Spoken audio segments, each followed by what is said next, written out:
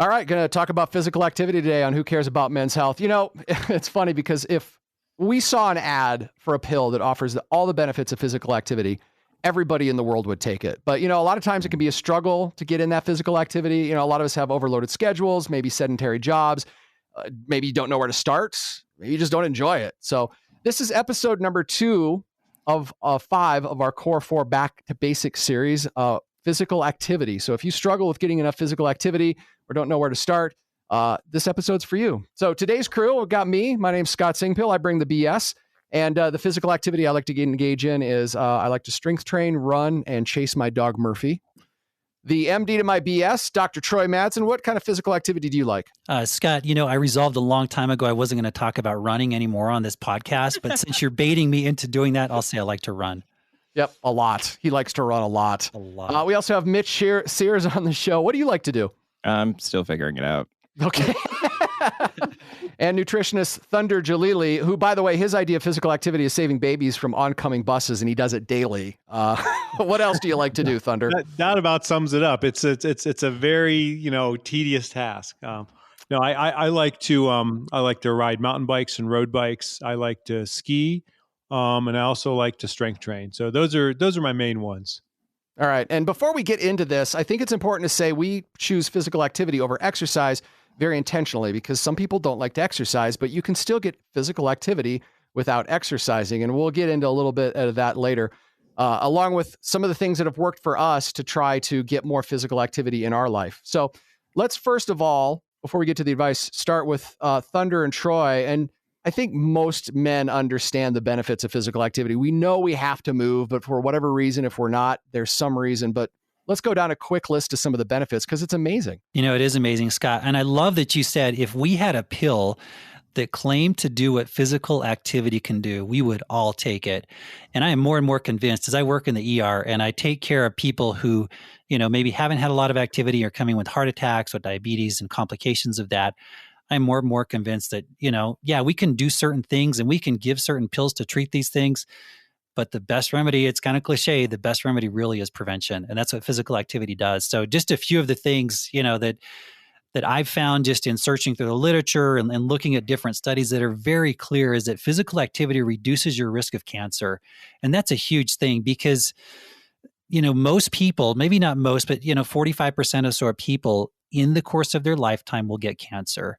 And half those cancers are going to be fatal. Anything you can do to reduce that risk is definitely time well invested. There's also the brain health. You know, we've talked about that before as well, just helping you think more clearly, helping with mental health, helping you sleep better. I think we all know those things. And I think a lot of us like to exercise because we just feel better. We have a better mood. We're happier. We have a better outlook. We feel more optimistic, and we're tired and we sleep well at night.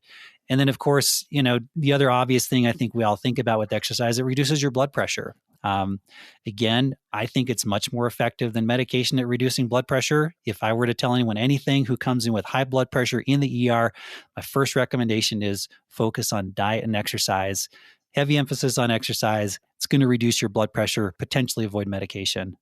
So there's also a few other benefits of physical activity that we should highlight. One is it improves insulin sensitivity, and that's a really important one. As we get older, you know, we tend to become a little bit insulin resistant, especially if you know, that's accompanied by weight gain.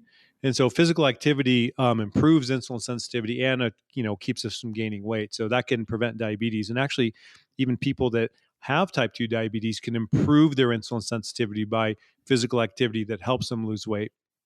And one other one that we haven't mentioned is people who exercise regularly, particularly aerobic exercise, they actually are better at burning fat too. So they have this enhanced efficiency of burning fat, and I think that's something that everybody, you know, would like to have. And you know, one other thing too, Thunder, I love about exercise. And this isn't just something, you know, like you say, well, you know, people exercise, look younger. Like on a molecular level, studies have actually looked at what happens when people exercise, and have taken people who aren't exercising, look at them after exercise. It reduces the aging process. So if you want to stay young, exercise. It's really remarkable what happens just, you know, on a cellular level with exercise.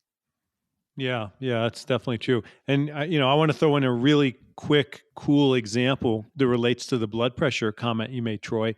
Um, so exercise improves the function of the cells that line your blood pressure, and it changes them, at this molecular level to allow them to make the factors that allow your blood vessels to dilate, and that lowers your blood pressure. So it's the exercise that's causing these molecular changes in those cells that line the blood vessels. Very Yeah. cool stuff. It is so cool. Yeah. And along with that, anytime you're talking about that sort of process, you're talking about reduced risk of heart attack, reduced risk of stroke, decreased risk of, crazy, awful diseases or processes like aortic dissection where the aorta can tear, these sorts of things. Anytime you're exercising, you're improving that blood vessel. And, like you said, the lining of the blood vessels, and you're reducing your risk of these other disease processes. So tons of benefits. Like you said, Scott, it really is a miracle drug. Like if we marketed this, this would be, talk about these blockbuster drugs. This would be the blockbuster drug. Right. And it comes back to our thesis of this podcast, the core four. If you focus on nutrition, activity, sleep, your emotional health, and then take a look at your genetics, that can go a long way to making you feel good now and in the future. And I think you really outlined how powerful exercise is. What is physical activity or exercise? I think that word is important because exercise can limit how we think about getting out and moving around. And we might go, well, I don't have time to exercise because that means going to a gym or that means this scheduled thing in my day. But it's really about physical activity. It's about moving more, finding opportunities to move around more, and also incorporating, some of those other things into our life. But what does exercise mean to you, Thunder? Or physical activity, I should say. Yeah. So it actually means, what you were saying. I engage in physical activity. Some of it is kind of necessary physical activity. Like if I have something I need to do around the house or around the yard, let's say I have to do vacuuming. It's my turn for that, or I have to mow the lawn, or, planning something. That's physical activity. Now that's not necessarily fun for me. It's a necessary evil. I have to do it, but I recognize that counts as my physical activity. And then for me, exercise is usually something that's fun. Like I like to ride my bike. So yeah, it's exercise, but I do it because it's also fun. Skiing is another example. So that's kind of how I approach the whole realm of physical activity and exercise. Mitch, how about you? What does physical activity mean to you? Well, You're for me, kind of searching a little bit, so I'll be interested to hear what your answer is here. Well, it's interesting because it used to be like exercise is what made you like the most banging. Like that was like the goal of the most banging. The most banging. Like that was kind of the goal from like high school through college, and it has shifted. And for me, making sure that I get enough physical activity is ultimately kind of investing in myself, because I do not want to be feeble. I do not want to be old and decrepit. I want to be able to continue to like live my life to the fullest for the rest of my life. And I know that by getting more active, by making sure that I prioritize physical activity, even now in my 30s, it's going to pay off a lot later and going to keep me mobile, keep me able to walk, keep me strong. And for me, that's the real focus these days, is to make sure that I can continue to live the life I want to live. So Mitch, you and I are trying not to see Troy in a professional capacity. That's right. That should be your goal in life. Honestly, do not see me in a professional capacity. Troy, what does physical activity mean to you? To me, I think that's really kind of evolved over time in terms of how I look at physical activity. And, one of the biggest challenges I see, I just feel like so often we just feel like physical activity has to be dedicated time at the gym. And this is kind of what Thunder and Mitch have both talked about, but it had to be like, okay, I'm going to the gym. This is my physical activity. Or I think now I like to look at it just as more, that's your lifestyle. It's what you do. For me, physical activity is having something I can do every day that's sustainable. And I like to have it and I like to do it.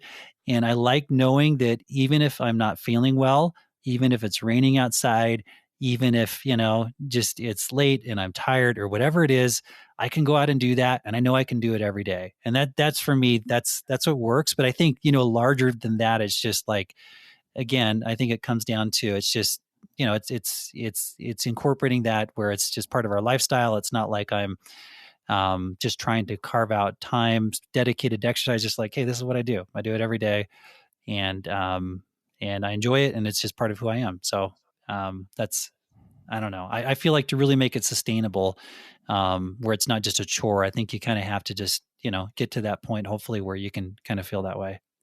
Physical activity for me is my time. And unlike you, Troy, I like working out in the gym. I like going and lifting weights, although I don't lift very heavy weights. I think there was a woman next to me squatting more than I could ever squat, but I just enjoy that. I enjoy feeling my body move. And it's also my time when I want to get away from everything else. I know I can do that. And much like Mitch, I started out wanting to be like Arnold Schwarzenegger.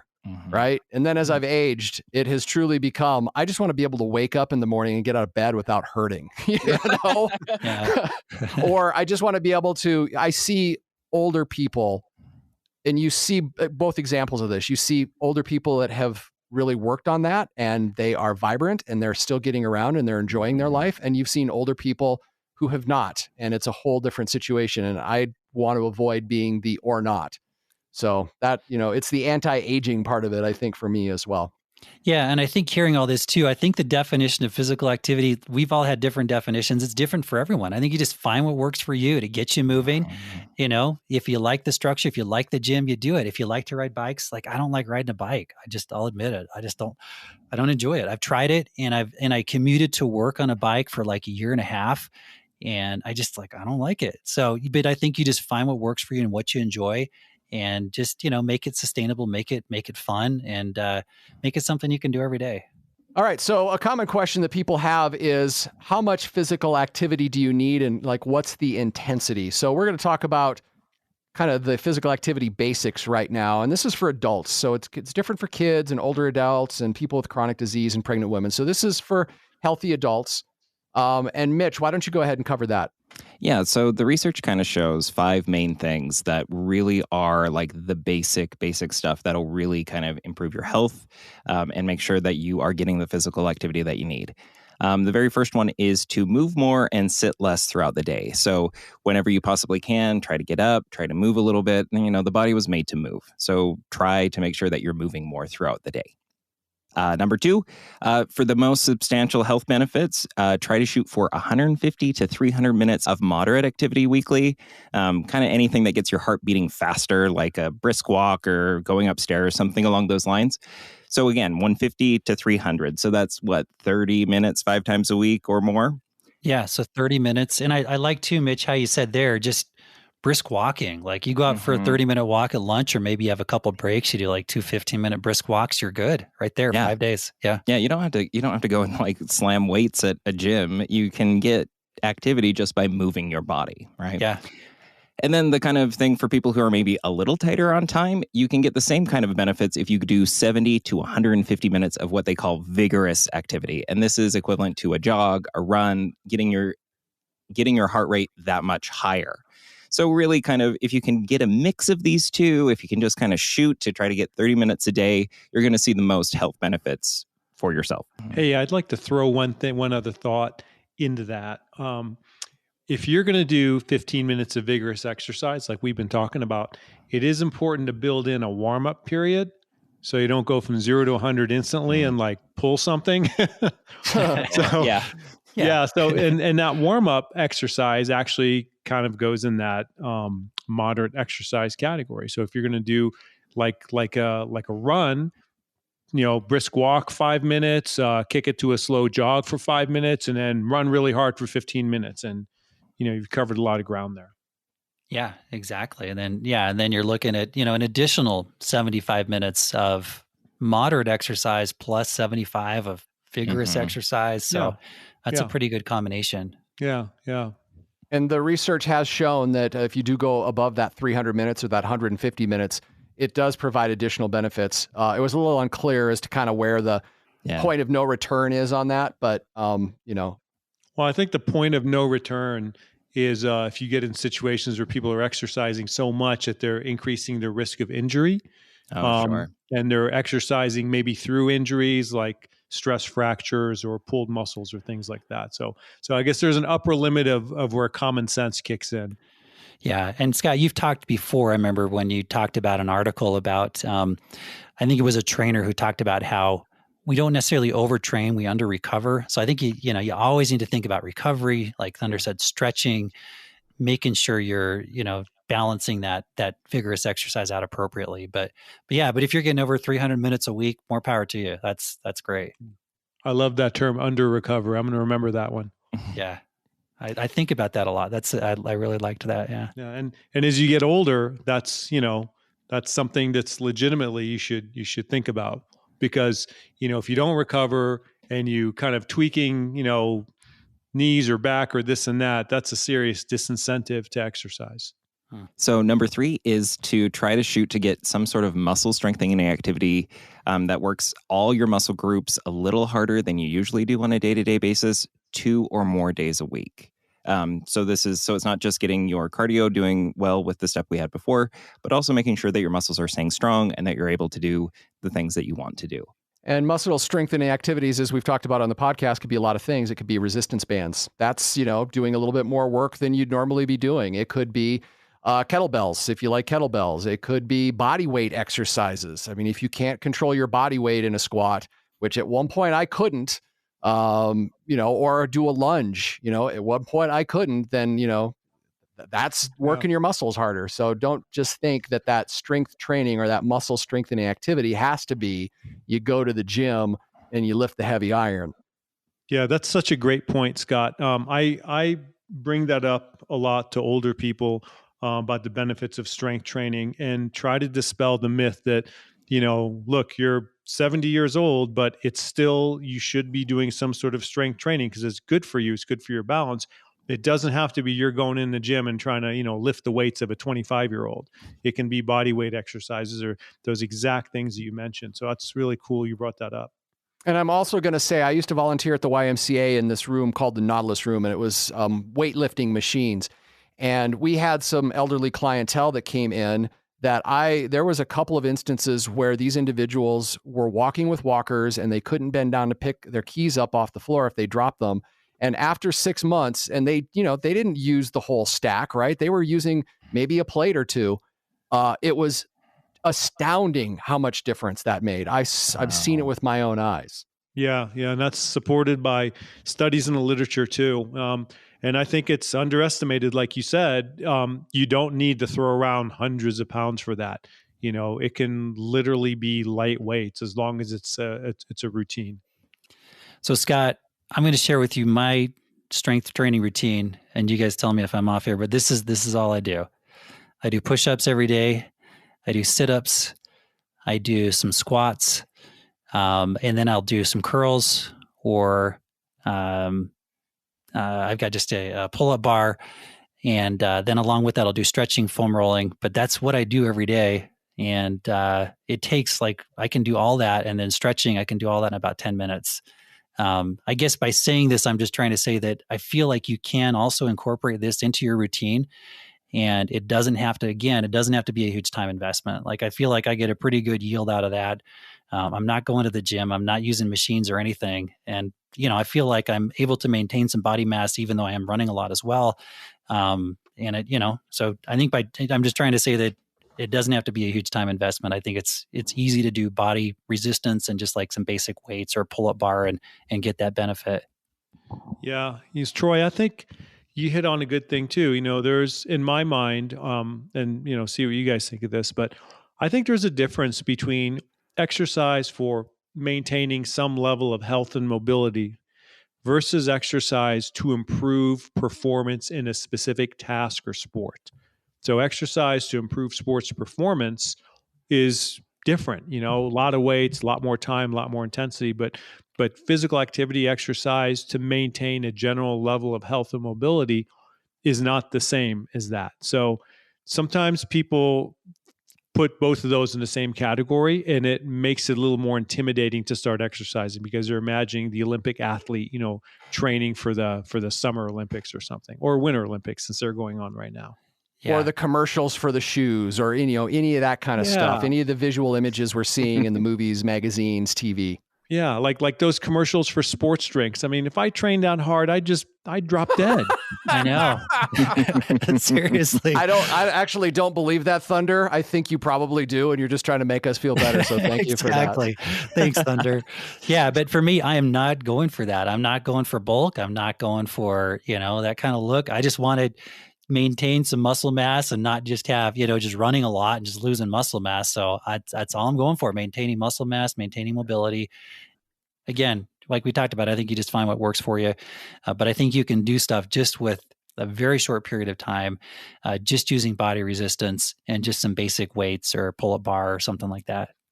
So number 4 is if you're just starting out, to take it slow. And this is one that I really kind of jive with, because when I first started running for the very first time, it's so much nicer to start very, very slow and build up to something. Like, you don't have to be running a 6-minute mile at the start, right? That's going to make you more prone to injuries. You're going to wear out faster. Just, start where you're at and work from there.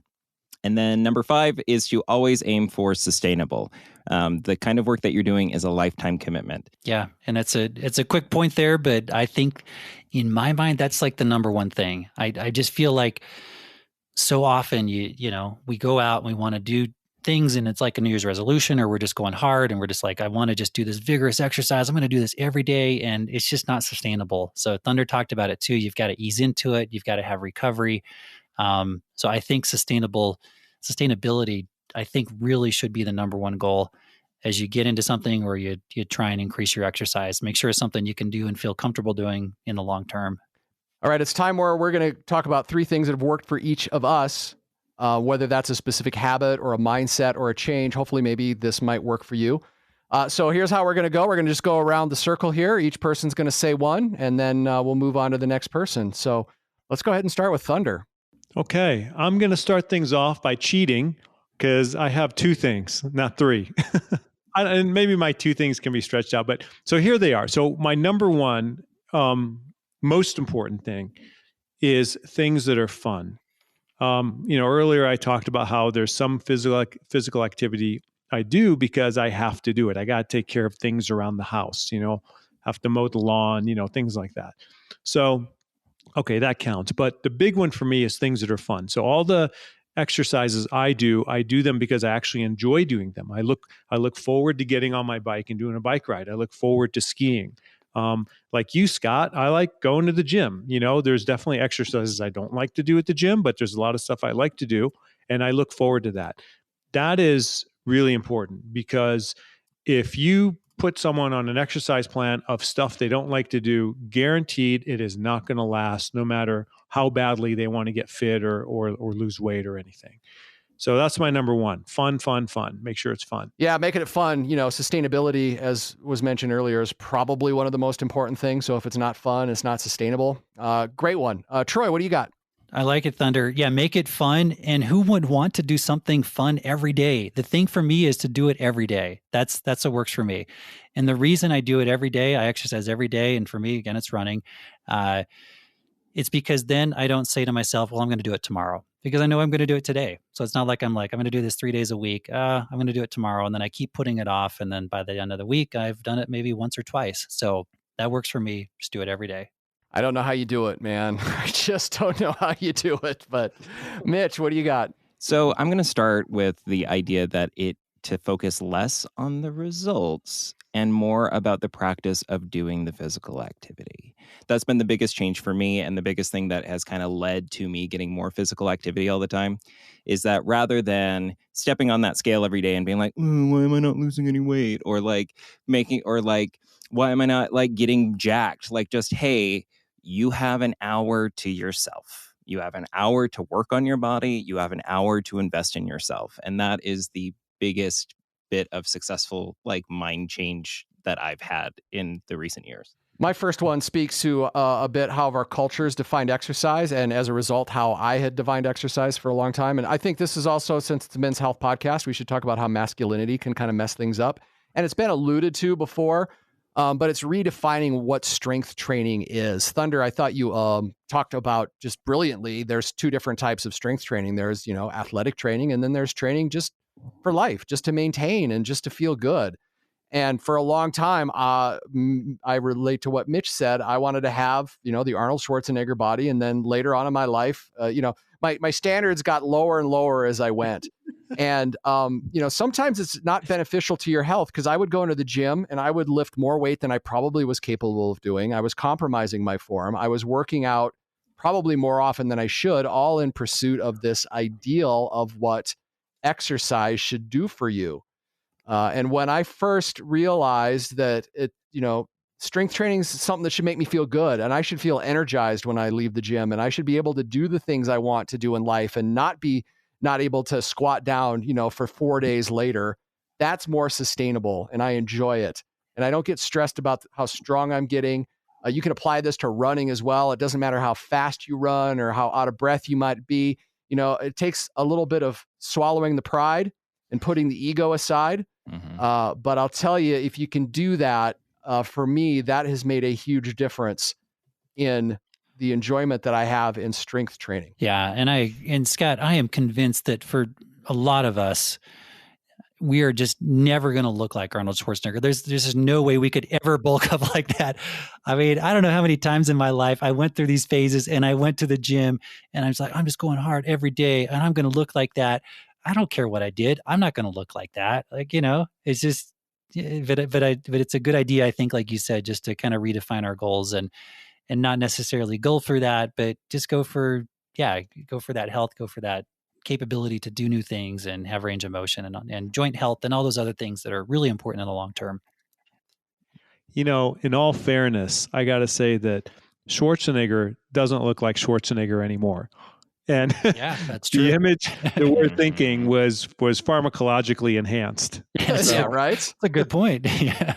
But, that's still a thing, right? Like, still, that is our brain. That is what's portrayed as the epitome of health. The guy that's on the cover of the Men's Health magazine, that is what healthy looks like. We talked to Rashigo, the bodybuilder, on the podcast. We've realized that takes a lot of work. It takes a gift of genetics. And it also, like, he could look like a normal guy one day, and he has to do all sorts of crazy things with his diet to look like the guy on the cover of Men's Health magazine.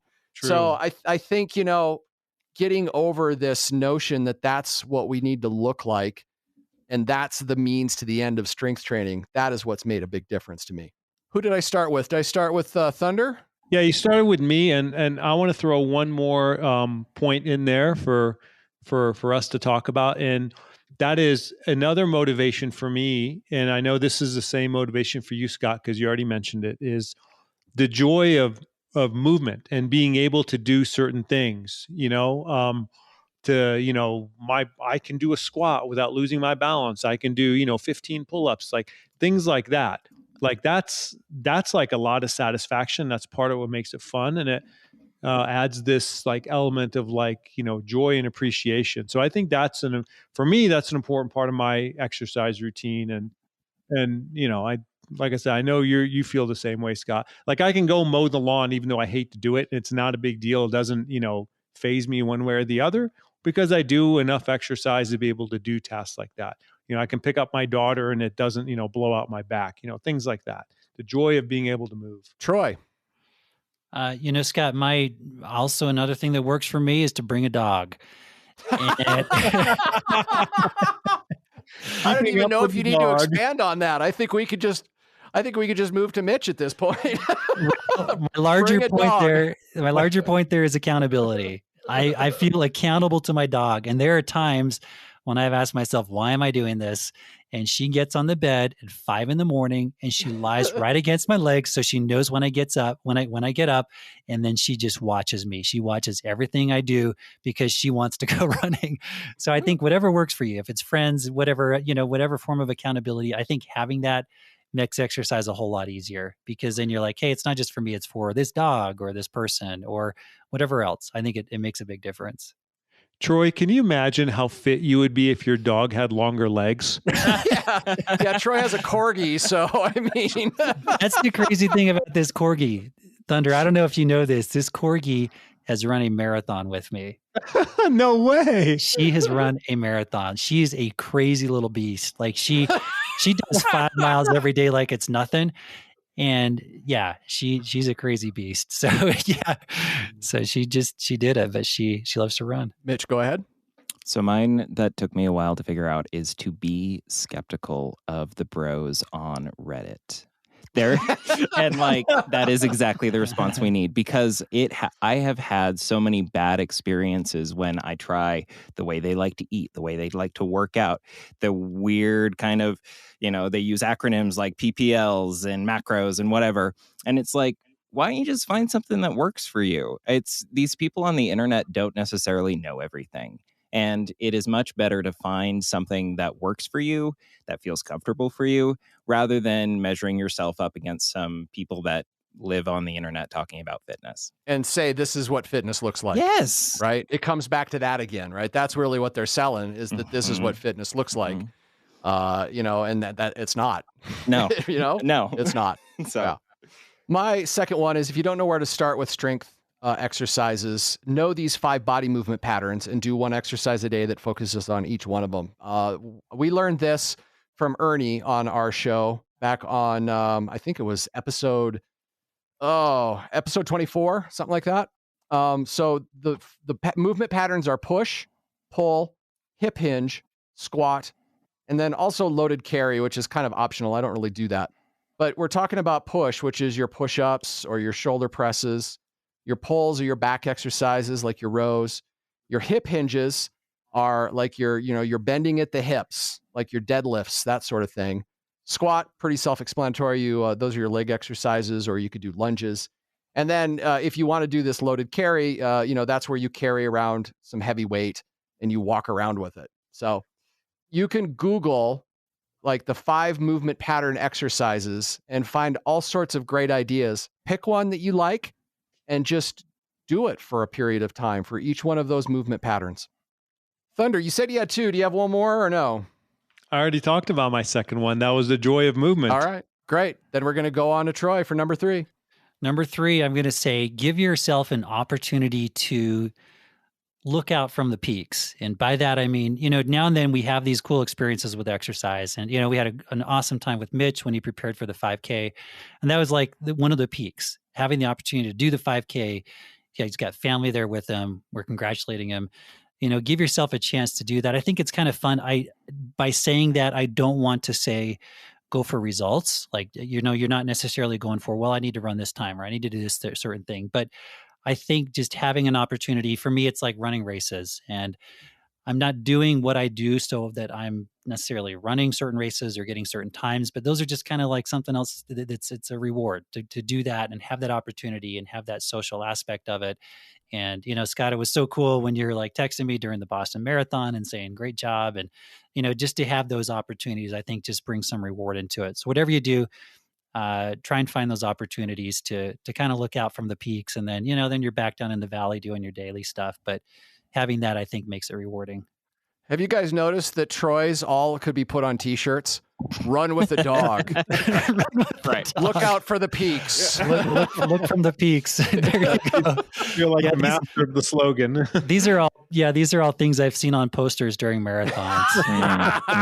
Along with things like you run better than the government, and don't poop your pants, and things like that. So you always see great signs in marathons. All right, Mitch, number 3. Go ahead. Who's jumping in with what? That was me, but I just thought of a third, and I don't know why I didn't think about this earlier, because it's definitely one of my keys to exercise. That is the social aspect. I have a group of friends I ski with. I ski with my wife. I have a group of friends and my wife that I go biking with. I have friends that I meet at the gym. We may not do the same exercises, but we kind of pass each other and do a high five. I mean, so there's a big social aspect that also is a motivator. So I would look for that as well. Thunder, would you high five me if I came to the gym when you're there? It depends how many people are around us. Who else is there? Right. Oh, absolutely, I'd high five you. Depends how few bars I have on my bench press machine. I'd be proud. I say, this is Troy, and we're just friends. I don't want to see him in a professional capacity. That's right. There you go. Hey, Troy, Will Smith squatted the bar, so can you, That's right. You got to swallow. Will Smith made us all feel better. Swallow your pride. That's right. Mitch, number 3. So number 3 for me is that just to be a little mindful and remind yourself how much better you'll feel afterwards. Because for me, it's been this kind of like, I will get in a funk. I will not be like feeling my absolute best self. And I know if I just take that hour to like just walk around the block for an hour, I'm going to feel better afterwards. And I used to be one of those people that rolled my eyes at all those people that were like, oh, it's the high. I love it. Like, you're not going for a high. Like, I don't get the high. I just feel generally better afterwards. And if you focus when you do feel that way and remind yourself about that, it suddenly becomes a lot easier to get motivated, to get disciplined, to get out and do something. That's right. You'll never regret physical activity. Unless you injure yourself. Well, yes. Okay. All right. Or get frostbite. See, I'm trying to, you guys, I'm trying to write shirts like Troy and you're ruining it for me. I'm sorry. There are some exceptions. All right. My number 3, and this speaks to activity as a way to do the things that you want to do. Get those nagging issues handled that might keep you away from doing the things that you want to do. Early on in the podcast, we talked about a video from a Hollywood trainer who trains stars that are going to go into the movies, like the Chris Pratts and the guys that play Captain America and Thor and the Angelina Jolies.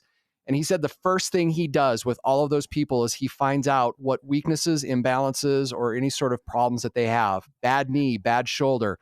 You got to rehab that first.